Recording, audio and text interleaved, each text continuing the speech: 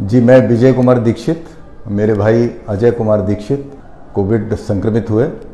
मेरे भाई उनका सेकंड वैक्सीनेशन 9 मई को होना था और उन्होंने समय पर 9 मई को वैक्सीनेशन कराने के लिए गए। और जैसा कि होता है कि सामान्यतः 1-2 दिन फीवर आता है और इसी कारण से सेकेंड डे 10 तारीख को उनको फीवर आया तो उन्होंने पैरासीटामोल गोली ली थी और उससे बुखार उतर गया था। उसके बाद फिर रात में फिर फीवर आ गया। सेकेंड डे ये सोच कर के 1-2 दिन आता है, इसलिए दूसरे दिन भी हमने यही प्रयास किया कि पैरासीटामोल से ठीक हो जाएंगे।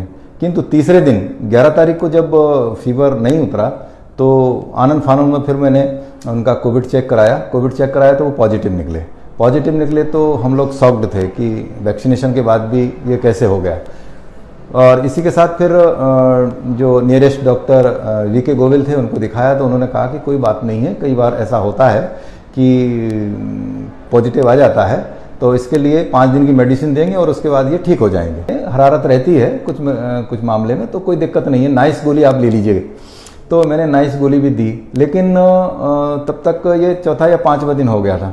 ऐसे करके उनका जो मेडिसिन 5 दिन का दिया था तो चौथे दिन रात को मैंने उनसे संपर्क किया। मैंने कहा कि उनका टेम्परेचर कम नहीं हो रहा है, तो आप थोड़ा सा सडन इसमें कुछ चेंजेस करिए या फिर मुझे बताइए कि कोई दिक्कत तो नहीं।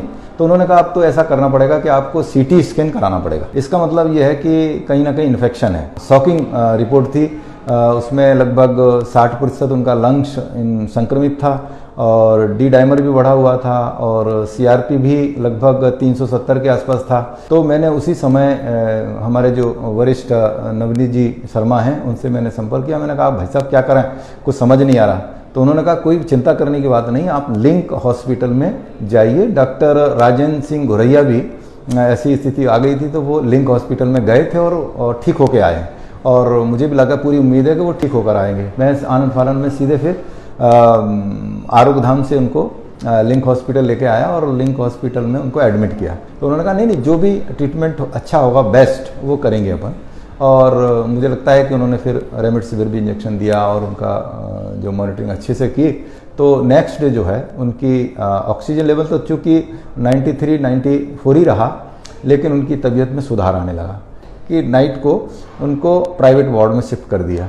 और पेशेंट से बातचीत की तो वो काफ़ी ठीक महसूस कर रहे थे, ऐसा मुझे लगा।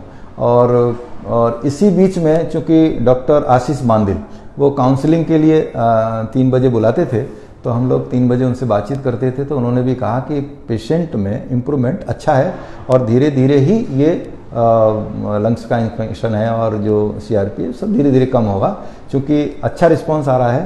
तो मैं समझता हूँ कि उनकी काउंसलिंग का भी असर है। इसके लिए मैं एक बार पुनः लिंक के सभी डॉक्टर्स टीम को और यहाँ के नर्सिंग स्टाफ को और जो यहाँ के अकाउंट और रिसेप्शन सभी को मैं धन्यवाद देना चाहता हूँ। धन्यवाद।